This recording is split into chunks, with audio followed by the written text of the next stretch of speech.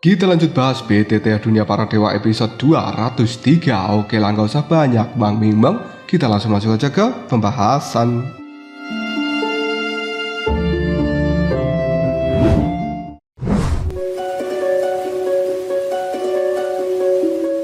Pria berjubah hitam ketika bertemu dengan kelompok Soyen, dia tertawa terbahak-bahak. Hahaha, bagus.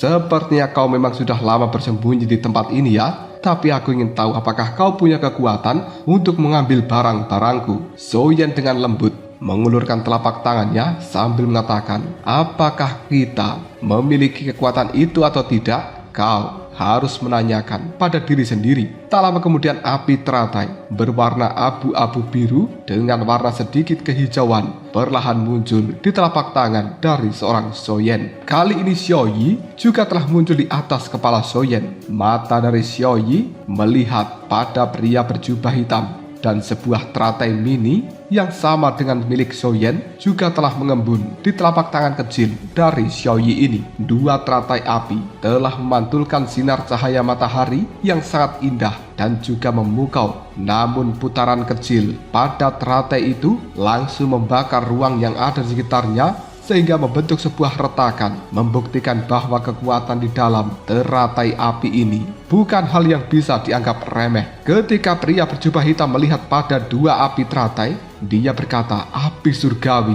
Kau benar-benar memiliki api surgawi. Beberapa bawahannya juga serentak mengerutkan pupil mata mereka, begitu terkejut hingga dipenuhi kecemasan yang luar biasa. Namun Soyen hanya tersenyum tipis, dan kemudian dia mengatakan, jika begitu rasakanlah kekuatan api teratai milikku dan kalian bisa beristirahat dengan tenang. Xiaoyi, aku belum punya kesempatan untuk membiarkanmu bertindak. Jadi, untuk saat ini aku akan membiarkan dirimu membuat beberapa orang itu menjadi mainanmu. Pria berjubah hitam marah. Apa? Kau menganggap kita mainan? Meskipun doki dari para pria berjubah hitam ini sudah terkuras di dalam pertempuran sebelumnya, namun kekuatan tempur mereka masih bukan hal yang bisa dianggap remeh. Bagaimanapun mereka juga merupakan seorang jenius yang cukup terkenal di wilayah masing-masing. Tapi yang tidak disangka adalah Soyen menganggap mereka mainan bagi seorang Xiaoyi. Pria berjubah hitam kemudian melirik pada Jing Wuchen dan juga Long Yi yang masih berdiri dengan cara yang santai, memperhatikan dengan acuh tak acuh, seolah-olah bayi kecil yang ada di atas kepala Soyen memang pandai berkelahi dan akan membuat mereka, para pria berjubah hitam, sebagai mainan dari Xiaoyi ini. Tentu saja sikap seperti itu membuat sang pria berjubah hitam menjadi sangat marah. Dia menghentakkan kakinya sambil berteriak, pergi saja kalian semuanya ke dalam neraka. Sebuah pedang yang besar dipenuhi dengan kekuatan yang luar biasa telah diayunkan oleh pria berjubah hitam ini yang kemudian menebas ke arah Soyen. Dia ingin mengalahkan Soyen dan juga Xiaoyi dalam satu kali tebasan untuk meredakan kebencian di dalam hatinya. Ketika pria berjubah hitam itu bergerak, anak buahnya juga langsung mengikuti. Mereka mengacungkan senjata masing-masing dan menyerbu ke arah Soyen dengan raungan yang sangat keras. Sementara Xiaoyi ketika menyaksikan adegan ini merasa tidak senang. Dia berkata, yiwa. Api teratai yang berada di tangan dari seorang Soyen tiba-tiba saja dilemparkan bersamaan dengan Xiaoyi yang juga melemparkan api teratai di telapak tangannya itu. Pada saat yang sama, kedua api teratai itu melesat menuju pria berjubah hitam dan juga anak buahnya. Kemudian Xiaoyi menggenggam kedua tangannya. Api teratai tak lama kemudian muncul kembali satu demi satu. Hal itu kemudian dilemparkan kembali terus-menerus ke arah depan. Tindakan Xiaoyi ini menunjukkan satu kata, yaitu kecepatan. Wajah dari pria berjubah hitam dan juga anak buahnya tiba-tiba berubah ketika menyaksikan ada banyaknya api teratai yang menuju ke arah mereka. Sang pria berjubah hitam berkata, secepat itu? Bagaimana mungkin? Pria berjubah hitam ini tak pernah menyangka bahwa seorang bayi kecil seperti Xiaoyi bisa sangat kuat. Bahkan kecepatan untuk memunculkan dan juga menembakkan api teratai sangatlah luar biasa. Sebelum api teratai mencapai tubuh dari pria berjubah hitam dan juga anak buahnya, hawa panas yang cukup menyengat sudah menerjang mereka, hampir membuatnya mati kepanasan. Mereka ingin menghindar, tapi sudah terlambat. dan mereka hanya bisa melindungi diri menggunakan senjata masing-masing beserta kekuatan dogi yang telah diaktifkan membentuk sebuah perisai, berharap mampu menangkis serangan dari api teratai yang dilemparkan Xiaoyan dan juga Xiaoyi ini. Namun Xiaoyi yang telah menyerap energi dari api surgawi ketika dia tertidur dan kali ini telah terbangun kembali, bagaimana mungkin pria berjubah hitam dan juga anak buahnya bisa menahan kekuatan api teratai dari seorang Xiaoyi. Tak lama kemudian api teratai meledak satu demi satu. Pria berjubah hitam dan juga anak buahnya telah terkepung di dalam sebuah ledakan yang menggelegar ke arah langit, menyapu dengan arus panas luar biasa, menyebabkan suhu di tempat sekitar menjadi naik tajam. Senjata orang-orang ini dan juga perisai mereka dalam sekejap saja langsung berubah menjadi besi cair. Pandangan mata pria berjubah hitam berubah dengan penuh kepanikan. Dia mengatakan, "Sial, ini tidak bagus. Semuanya mundur." Beberapa orang yang telah terkena hembusan hawa panas mereka langsung diubah menjadi debu dan hanya menyisakan puluhan cincin yang berjatuhan ke arah tanah.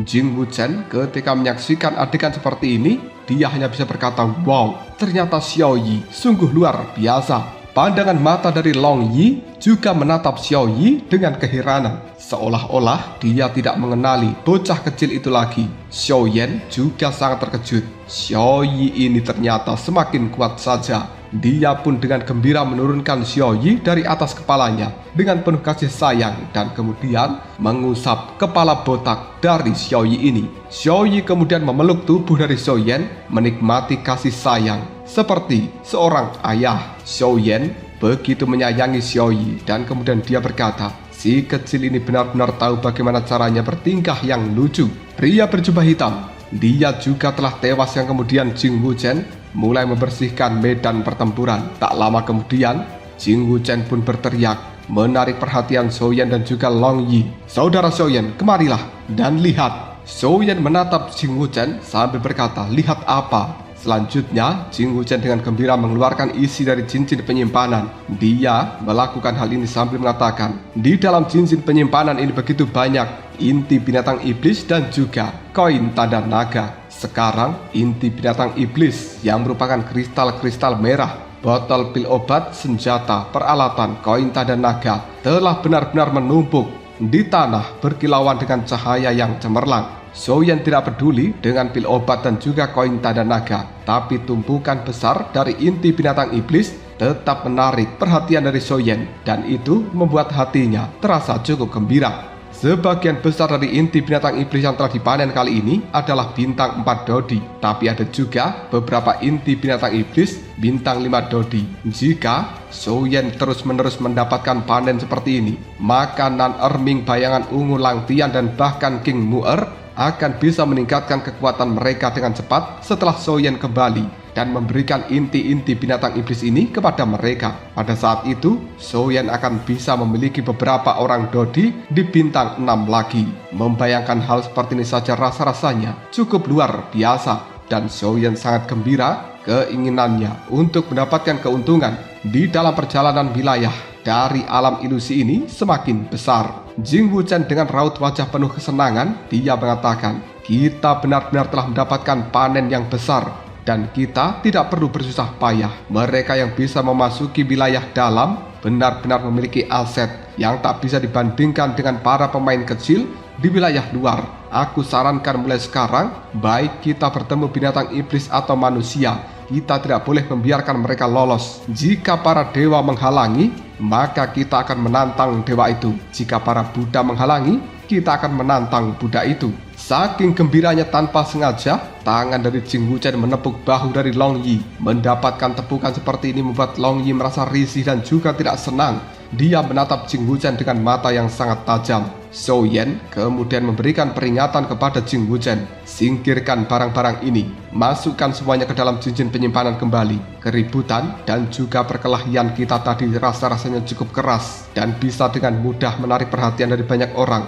Maka dari itu mari cepat tinggalkan tempat ini terlebih dahulu." Jing Wuchen menganggukkan kepalanya. Tanpa ragu dia masukkan kembali tumpukan harta yang telah didapatkan ke dalam cincin penyimpanan. Zhou Yan kemudian mengatakan, ayo kita lanjutkan perjalanan ini. Jing Wuchen tiba-tiba menunjuk pada Long Yi dan dia berkata, bagaimana dengan si kecil ini? Apakah kau akan terus menggendongnya seperti ini ketika kita melakukan perjalanan? Saudara Zhou Yan, kau menggunakan jubah berwarna hitam, tidak terlalu mencolok di malam hari, tapi tubuh Xiao Yi yang menyala berwarna merah akan terlalu menarik perhatian. Jing Wuchen berkata seperti ini dengan suara yang sangat pelan, karena dia takut membangunkan Xiao Yi yang tertidur di dalam pelukan dari Zhou Yan. Bahkan Jing Wuchen juga telah melihat kengerian dari kekuatan yang telah dimunculkan oleh seorang Xiao Yi apabila bayi kecil ini mengamuk. Maka Jing Wuchen juga tidak akan pernah bisa menghadapi kekuatan seorang Xiao Yi. Zhou Yan hanya tertawa sambil berkata,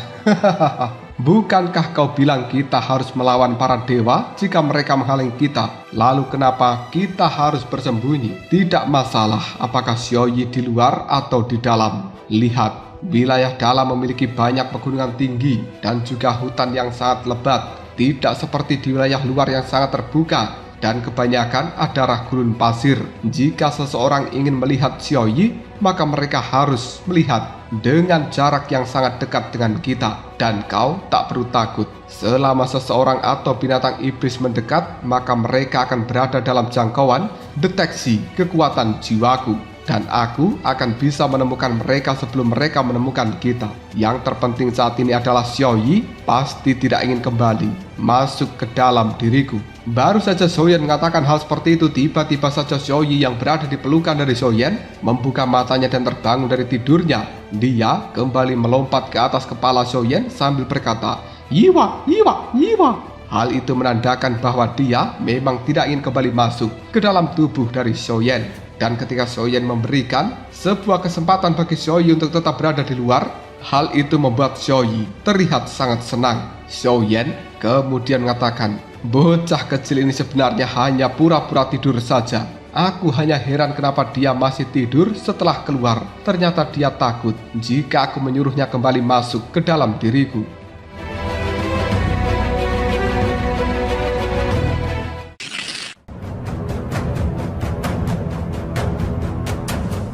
Jing Wuchen menatap Xiao Yi. Lalu bisakah dia sedikit mengendalikan dirinya? Zhou Yan sambil mengusap kepala Xiao Yi, dia berkata, tenanglah, semuanya tidak menjadi masalah. Xiao Yi mengerutkan hidungnya, menatap ke arah Jing Wuchen dengan pandangan yang tidak senang. Selama Xiao Yi tidak kembali ke dalam dunia yang gelap tanpa sinar matahari, yaitu di dalam tubuh dari Zhou Yan, maka Xiao Yi tidak menolak permintaan yang lainnya. Dia bertepuk tangan yang kemudian menarik kembali api yang telah berputar-putar di sekeliling tubuhnya. Hal itu membuat api ini padam dan Xiao Yi tampak seperti bocah biasa. Namun jika dilihat dari jarak yang sangat dekat, sebenarnya di dalam pupil mata dari Xiao Yi ada gelombang api merah. Setelah masalah ini selesai, Zhou Yan kemudian mengatakan, karena Xiao Yi juga telah memadamkan api pada tubuhnya, maka semuanya tidak ada yang perlu diperdebatkan lagi. Ayo, kita lanjutkan perjalanan, karena tujuan kita adalah bagian inti dari alam ilusi ini. Setelah berbicara seperti itu, Zhou Yan segera mengetuk-ngetukkan jari kakinya dengan ringan, dan dia pun langsung melesat. Namun detik berikutnya tiba-tiba Zhou Yan berhenti. Pandangan matanya tertuju ke arah bawah. Dan kali ini di bawah telapak kaki dari Zhou Yan dia telah menemukan adanya selembar kertas tua berwarna kekuningan memiliki bercak noda berwarna merah. Entah berasal dari manusia atau binatang iblis. Zhou Yan mengambil kertas itu, membersihkan sedikit kotorannya, dan kemudian dia bisa melihat adanya simbol yang tergambar di atas kertas tua kekuningan. Long Yi segera melihat pada kertas yang dipegang Zhou Yan dan dia bertanya, apa yang kau temukan? Jing Wuchen juga melihat lebih dekat dan dia mengatakan, sepertinya ini adalah sebuah peta. Namun, tampaknya peta ini telah robek dan hanya peta compang-camping yang tidak berguna. Kenapa kau harus memungutnya? Zhou Yan tidak berbicara, namun pandangan mata dari Zhou Yan terus tertuju pada kertas kuning yang telah dia pegang itu, dan kemudian Zhou Yan tenggelam di dalam pikirannya. Menyaksikan Zhou Yan terdiam membuat Jing Wuchen cemberut. Meskipun ini adalah peta harta karun, saudara Zhou Yan, tahukah kau betapa kecilnya sebuah peluang untuk bisa menemukan separuh lainnya dari peta ini. Souyan menggelengkan kepalanya sambil berkata, kata-katamu belum tentu benar. Jika dilihat dari noda merah yang masih basah dan juga bercak yang bisa dihilangkan dengan sentuhan, peta ini pasti baru saja terjatuh ke arah tanah. Oleh karena itu, kita bisa menyimpulkan bahwa peta ini pasti jatuh dari salah satu cincin penyimpanan seorang Dodi di tengah cahaya, inti binatang iblis dan juga koin emas yang tak terhitung jumlahnya. Kertas ini yang menyerupai daun layu memang mudah terlewatkan, jadi bagian dari peta lainnya mungkin berada di dekatnya atau masih berada di dalam cincin penyimpanan. Wuchen, coba periksa kembali seluruh cincin penyimpanan yang telah kau dapatkan. Long Yi dan juga aku akan memeriksa ke arah tanah di tempat sekitar dengan lebih teliti. Hati-hati, jangan sampai dedaunan yang gugur menghalangi pandangan darimu. Long Yi menganggukkan kepalanya dan kemudian dia bersama dengan Souyan melakukan pencarian bagian lain dari potongan peta ini. Long Yi telah mengaktifkan kekuatan mata petir untuk mendeteksi setiap bagian yang ada di tanah. Mata petir dari seorang Long Yi sangatlah luar biasa. Sementara Jing Wuchen juga telah kembali mengeluarkan cincin penyimpanan yang telah dia kumpulkan dan menuangkan isinya satu persatu.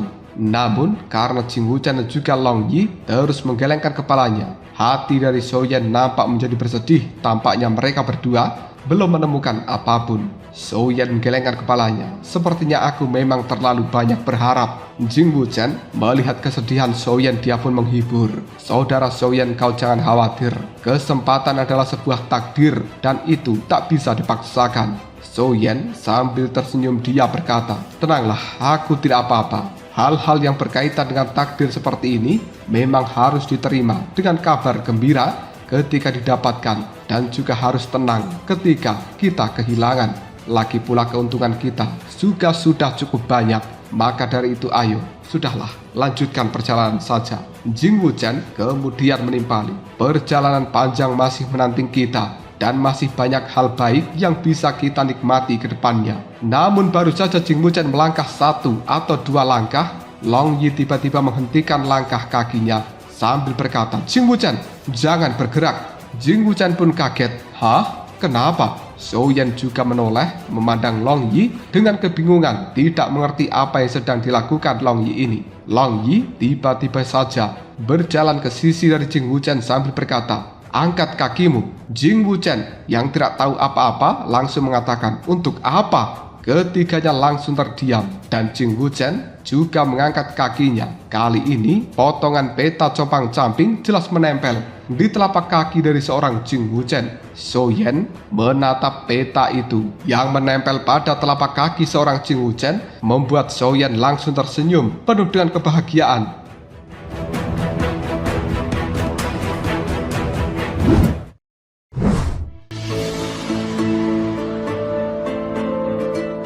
Jing Wuchen melepaskan peta yang menempel di telapak kakinya, menyerahkan pada Souyan sambil berkata, sejak kapan aku menginjak peta ini? Souyan tidak berbicara. Dia mengambil potongan peta yang ada pada Jing Wuchen yang kemudian menyatukan dengan peta yang sudah dimiliki Souyan. Akhirnya peta itu benar-benar menyatu dengan sempurna. Mata Jing Wuchen melebar, senyuman juga muncul di wajah Souyan dan juga Long Yi. Souyan menatap Long Yi dengan gembira. Lalu dia berkata, kau sudah mencari ke sana dan juga kemari hanya untuk menemukannya dengan mudah ketika keberuntungan itu datang. Kau benar-benar tak bisa menghentikannya. Long Yi, bagaimana caranya kau bisa menemukan hal ini? Long Yi tersenyum sambil menimpali. Itu semuanya berkat mata petirku. Ketika Jing Wuchen mengangkat kakinya, pandanganku kebetulan menyapu kaki dari Jing Wuchen dan aku melihat sedikit warna kuning menempel pada telapak kakinya yang sangat berbeda dengan daun kering yang telah gugur. Peta ini hampir terkubur di sini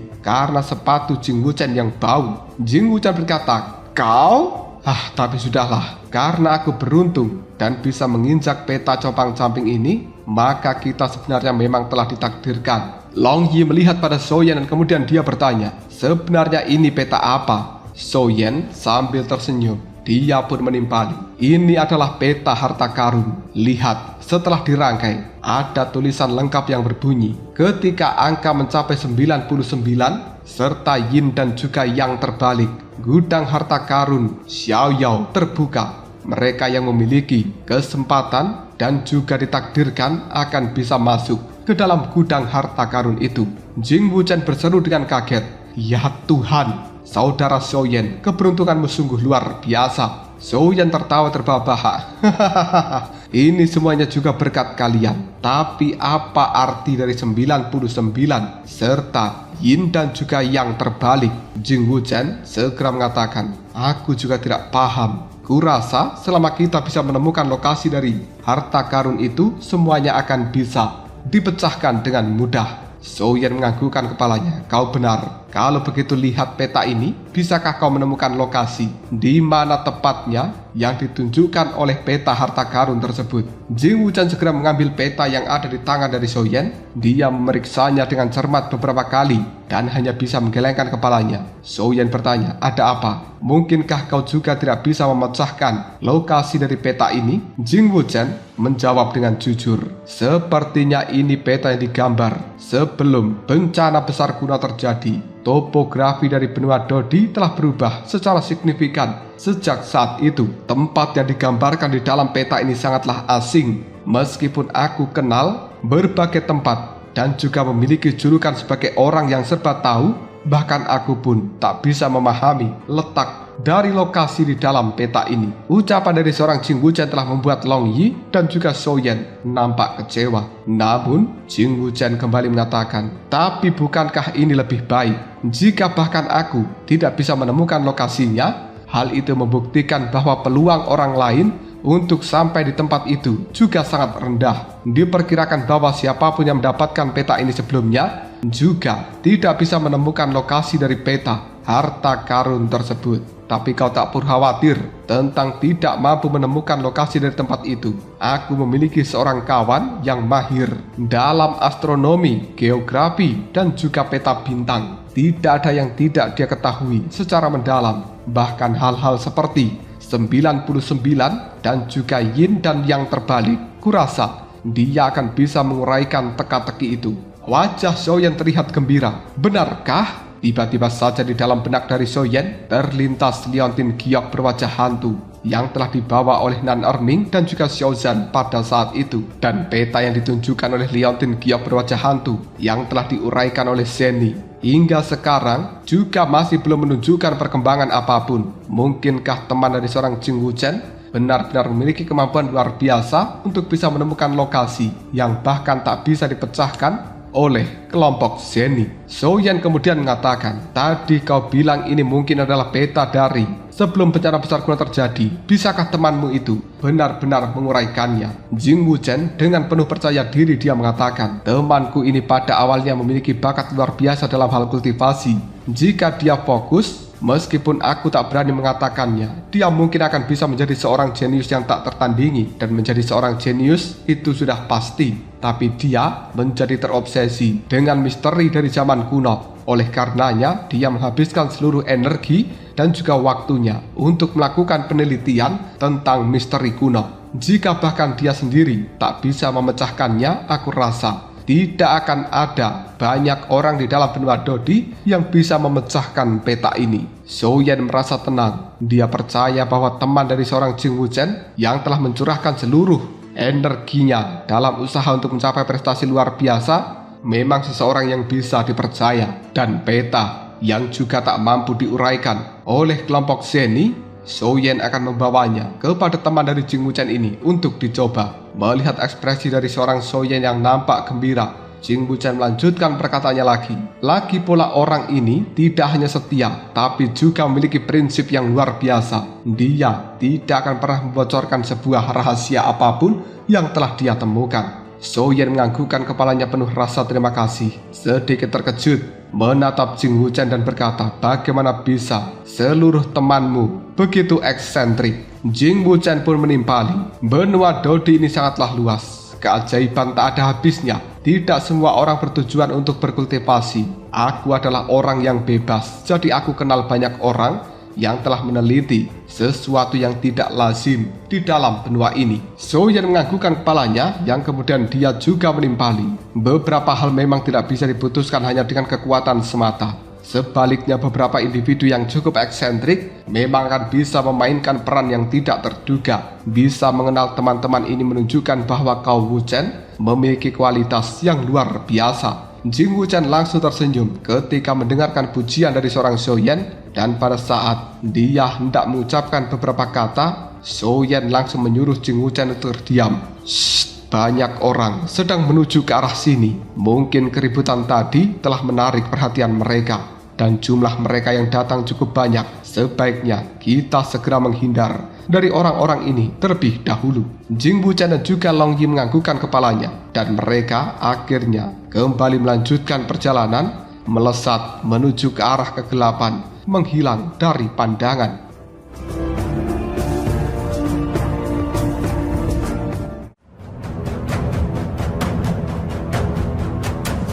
Lalu, apakah yang akan terjadi selanjutnya? Sebenarnya siapakah orang-orang yang baru datang? Dan apakah mereka juga akan bisa menemukan keberadaan Xiaoyan dan juga yang lain? Jika kalian penasaran, tunggu aja jawabannya di next video Ngobrol Shop.